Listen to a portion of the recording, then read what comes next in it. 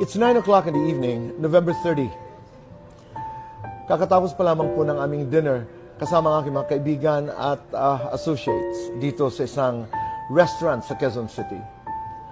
Katulad ng maraming tao ngayon dito sa Pilipinas o kahit sa labas ng Pilipinas, ang pinag-uusapan po ngayon ay si Catherine Bernardo at Daniel Padilla at ang kanilang paghihiwalay. At tunay na napakalungkot ho ng balitang ito.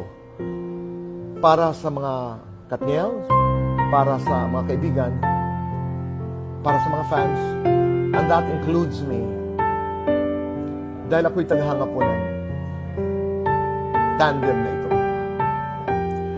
Ang tanong sa akin ng aking mga kaibigan, ano ba talagang nangyari? Totoo ba ito?